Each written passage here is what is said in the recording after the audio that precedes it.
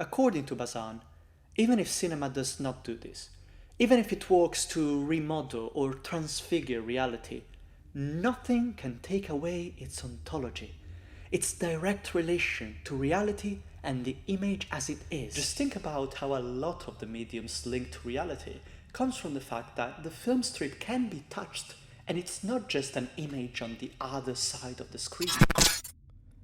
With digital photography, the cinematic image no longer constitutes a trace of reality printed on a piece of celluloid. Now, the camera lens converts the light reflected by objects into lines of code, and that code recreates a virtual image of the object with no physical link to it.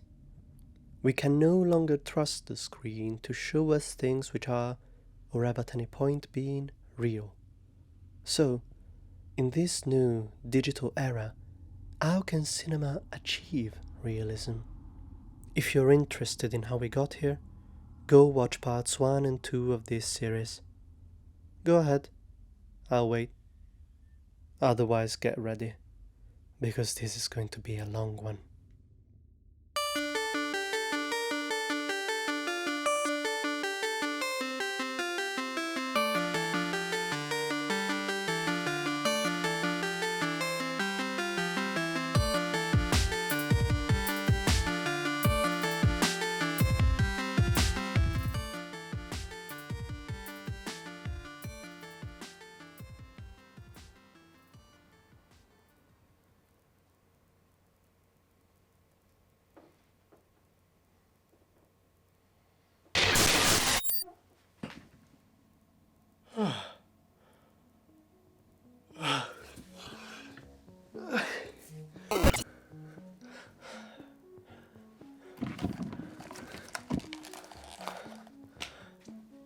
I'm back!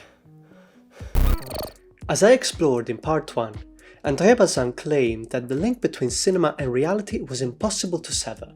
Even the films that find themselves deep in the realm of fiction, of storytelling, of dreams, are always inevitably rooted in something real. In a way, realism is about magnifying those qualities that already exist in the world in front of the camera lens. In part 2, I shifted the focus on the sensorial qualities of the image and how they affect the spectator's corporeal experience in a way that doesn't really take into account questions of ontology. However, most of the theories we've read still take for granted the concreteness of the object being recorded. This wasn't just the case for Bazin, but also for Siegfried Kracauer, as Miriam Hansen points out in her 1997 introduction to his book, where she urges us to read these theories not as universal, but as historically specific. See, the thing is, nowadays, the focus of filmmaking is no longer in the image being recorded during production, but, and I quote, "Digital technologies such as computer enhancement, imaging and editing have shifted the balance increasingly towards the post-production phase. Not only can mistakes made during shooting be corrected and recorded effects be maximized, but on the very level of production, live-action images and sounds can be generated independently of any referent in the outside world.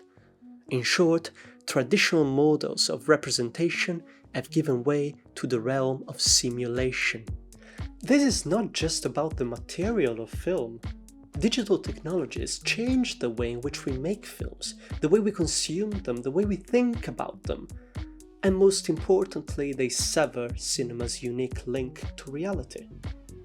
Many have called these changes the death of cinema.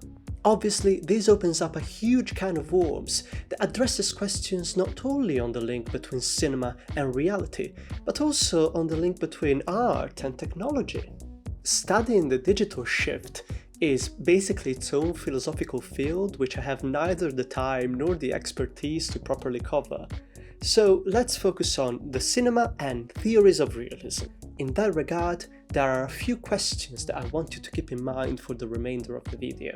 How does a theory of realism move away from its roots so tied in Bazinian ontology? How can realist filmmakers use the digital to their advantage? And finally, can digital films be realist? And can realism itself be digital?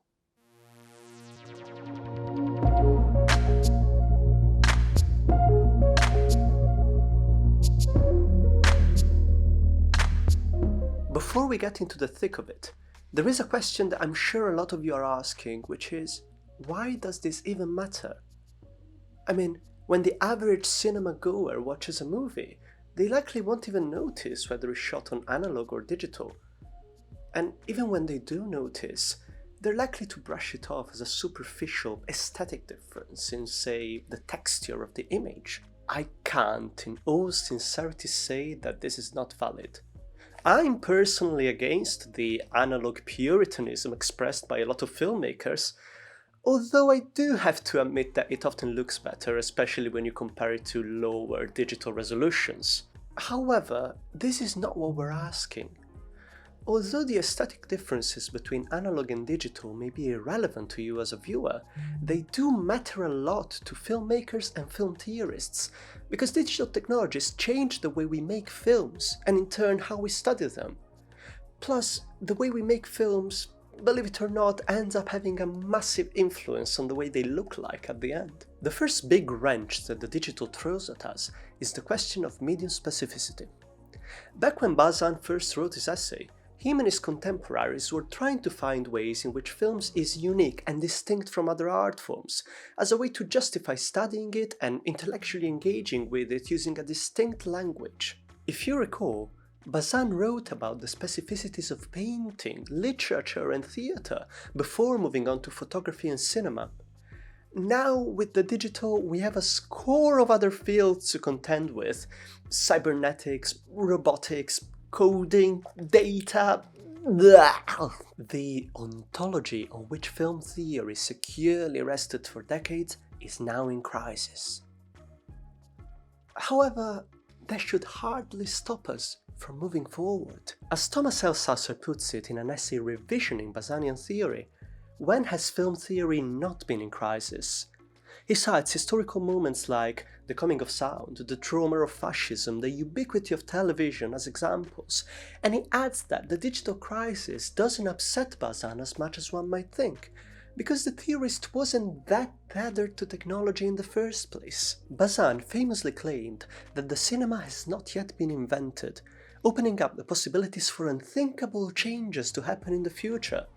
He also employed historical revisionism to reread older film theorists, both in technical and aesthetic terms, so it's only fair that we should apply the same to him. However, I want to use a slightly different method here. Instead of looking at the past, I want us to look at the present and future. All of the possibilities opened up by digital technology that were impossible before its advent. Let's grab a recent example that everyone is familiar with: Bo Burnham's recent Netflix special Inside. The film is entirely shot by the central performer, something which is made possible by digital technologies, but nevertheless feels remarkably sincere, especially in that we see the technology he uses at all times. We see Burnham press a button and shift the lights, we see him hold and move the camera around, we see him mix his own sound. All of this exists within the realm of physical reality. Yet, there is one technique that Burnham uses which operates outside it: the digital zoom. See, normally when you need to zoom into a subject, you need a camera person to physically pull the zoom lens. But here, with the camera person being in front of the lens, it needs to be done in post-production. The effect is that of a phantom camera crew, invisibly operating behind the scenes, but which in reality isn't there. I love this example because it's such a small and perhaps insignificant way in which digital technology affects Inside, and yet it completely reconfigures the realm of possibilities in which Burnham can operate as a filmmaker. I trust that you will all be familiar with some of the bigger, flashier examples of digital technology affecting a film: digitally constructed long takes, de-aging, motion capture, CGI. Here you can start seeing how this video can easily be 3 hours long. I could start asking questions like: do digital objects exist? What is the relationship between a performer and their mocap avatar? What role does Bazinian theory play in analyzing a digital long take? Here's where I leave it to you to let me know in the comments whether you'd like me to explore any of these topics further or better in another video. This whole field really fascinates me, but as you can see, it's very large and I've only started engaging with it very recently. Originally, I thought about writing an entire section of this video on Disney, using digital technology to bring actors back from the dead in order to further reap the fruits of their surplus labor in a way that they no longer have any agency on. But then I thought, nah. And here's the thing, all of these technological marvels are still very much the domain of Hollywood, of high-budget studio filmmaking, and that doesn't really fit with what we've been saying about realist cinema. Let's see if you remember. What's the category? The production context, which ever since the days of Bazan always overlapped with questions of realist cinema.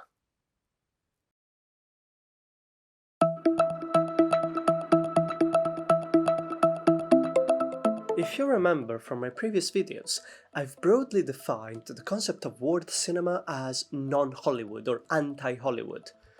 I've never been too happy with that definition because it sort of implies that Hollywood is this center of the universe against which all other cinemas must confront themselves. But it is useful in identifying how the term world cinema is often used to describe those productions which are independent, lower budget, not in the English language. But I recently encountered the definition of world cinema that I like much better. It defines it as all of those cinemas that express the voice of a people or a culture rather than that of a few studio executives or marketing researchers. So, some could say that the difference between world filmmakers and studios is that studios are more disconnected from reality. So, this already brings us closer to where we need to be, because it defines world cinema against its counterparts by one feature: realism. This is something that Thomas Althusser pointed out years ago when he wrote, "European art/auteur cinema, and by extension world cinema, has always defined itself against Hollywood on the basis of its greater realism." In her most recent book, World Cinema as Realist Cinema, Lucia Gibb pushes the envelope even further. In an attempt to surpass the Eurocentrism of Thomas Althusser's quote, which in itself is indebted to Bazinian notions of realism, she decides to use the term realist cinema as an altogether substitute for the term world cinema. In order to do this, she shifts the focus away from realism as an aesthetics or even as something viewed through a subjective phenomenology, but rather she focuses on realism as a mode of production. Location shooting, casting choices, all of those elements of a production that the filmmaker can use to emphasize the objectivity of an image and to pay respect to it. In turn, this is how she addresses the digital shift. Because when you're talking about modes of production, you're also inevitably talking about technologies of production. Although many theorists, like Miriam Hansen earlier, justly claim that the digital has shifted the filmmaker's focus onto the post-production stage, Luciana Gibb argues that by looking at realist cinema, we can still find several examples of filmmakers who put the production context first. This is where I think we find the answer to the question I asked earlier of how do realist filmmakers use digital technologies to their advantage. Indeed, writes Naguib, one of the most remarkable consequences of the digital revolution was to enable filmmakers from the most disparate areas of the globe to embark on otherwise unthinkable realist ventures. Just think of the practice of shooting films on smartphones in a manner that is the most unobtrusive to performers and their environments, allowing us to capture effective impressions of their reality. Digital technologies also allow filmmakers to bring their camera to places where it would be too intrusive, if not downright physically impossible, to insert a large analog camera or a full studio crew. In her previous book, Naguib extensively analyzes a great example of this, Atanajwat the Fast Runner, which is the first film to be made entirely in the Inuktitut language, spoken by Inuit people in Canada, and it was shot in the northern Canadian Arctic desert with polar temperatures and the necessity for cast and crew to camp outdoors for days at a time. To me, another great example is Pedro Costa's Fontaines series, which started in the late 90s with Ossos, a fiction film shot on 35mm depicting the lives of the impoverished inhabitants of the eponymous Lisbon shantytown. The series really takes shape with its following entry in Vanda's room, for which Costa went into Fontanias with a minimal crew and a small DV camera, filming scripted scenes which nevertheless convey much of the reality of the place. Thanks to its portability, the camera can enter their houses and rooms and capture the entirety of the space surrounding them, inscribing them within a very real environment.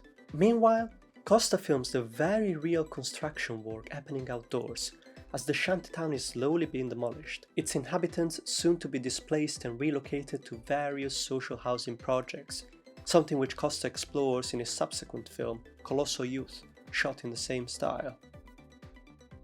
Here, we also see the use of a realist aesthetic, which is, for lack of a better term, Bazinian, because it arises from the distance between the camera and the subject, which allows for an active spectator, a readable environment, and an ambiguous image. However, at the same time, the primary realist impetus of the film can be found in its modes of production, as Luciana Gibb would say, modes which are facilitated, if not downright made possible by digital technologies. So, is this how we seal the envelope on the subject of Bazan versus the digital?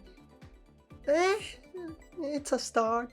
Now, I would love to end it here and let you all go, I don't know, have fun or something, but for those of you who've also seen part 2 of the series, there is a question that must be burning in your mind, which is, well, what about...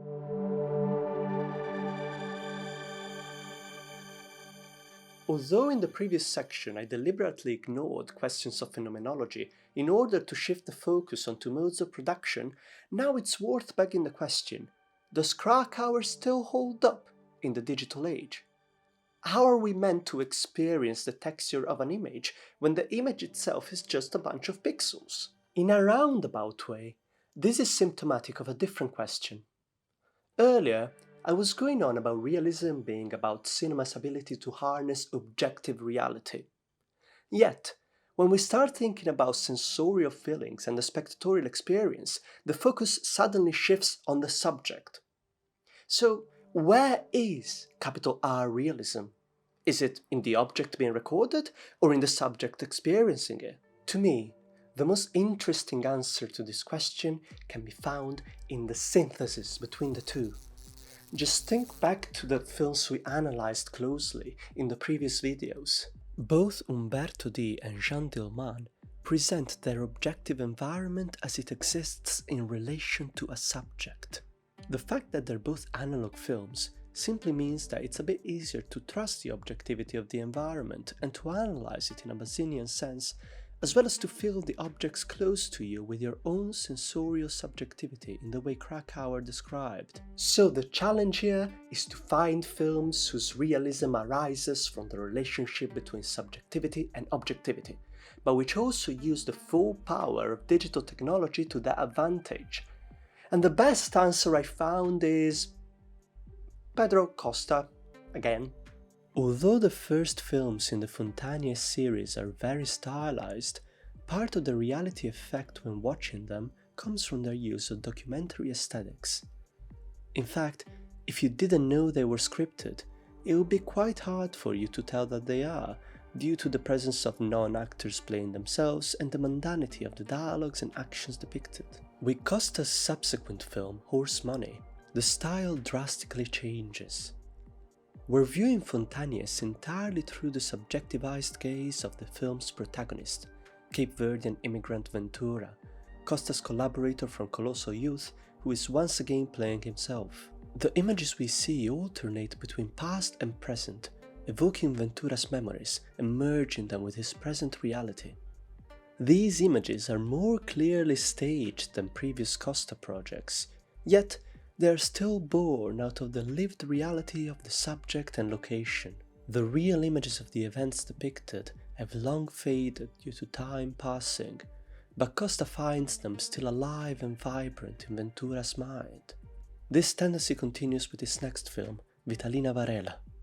We can see Vitalina Varela's inception in a scene from Horse Money, where the teacher protagonist makes her first appearance telling the harrowing story of how she travelled to Lisbon from Cape Verde to meet her husband after 40 years of separation, only to find that he had died 3 days prior to her arrival, leaving her stranded in an alien community where she didn't know nor trust anybody, or even speak the same language. Her own film expands on these events by recreating them. We spend much of the runtime in Vitalina's husband's house as she lives there between isolation and the inquisitive gazes of the community around her. Once again, this isn't documentary, but it isn't entirely fiction either. It's a recreation of objectively real events filtered through a subjective gaze. And how does digital technology enhance the film's realism, both in its production context and in the spectator's senses? Well, the use of digital 4K resolution and careful color grading allows for incredible detail in images that are almost entirely engulfed in darkness. This oppressive color palette makes the viewer feel as suffocated and lost as Vitalina. While some may consider the film to be overly stylized, I do believe that it does nothing but enhance your empathy for the subject. Moreover, in spite of his use of 4K digital technology, Costa's focus while making the film was still almost exclusively on the production context. Spending time with Vitalina, looking for the right lighting to evoke a certain emotion, with the vast majority of the post-production process being spent solely on color grading while prioritizing the reality of the production images. Finally, I ask you, does it even matter whether these images are real or not? Much of what we've been discussing about realism since the days of Bazan comes from the reality effect of films that are entirely fictional. Like the other films we analysed, Vitalina Varela is a film of the everyday, where we get to know a subject's reality by spending time with her doing nothing, which is something that occurs regardless of the veracity of the events being depicted or the technology being used. Yet, Vitalina does bring this further.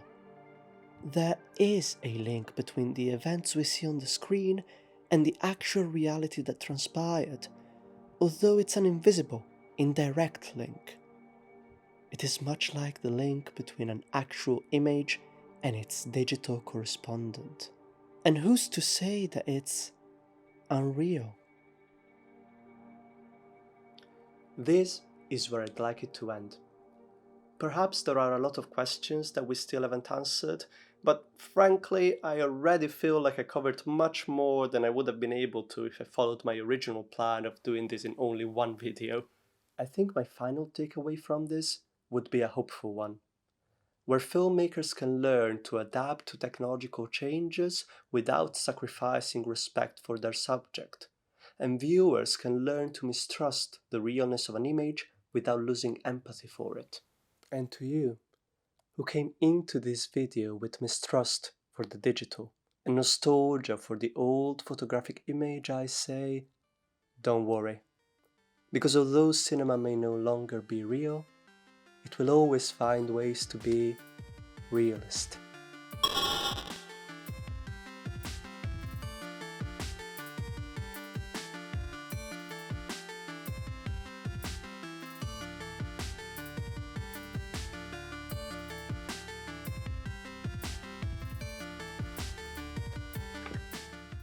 Hello, my name is Francesco Quario and this is my audition for the musical Cats.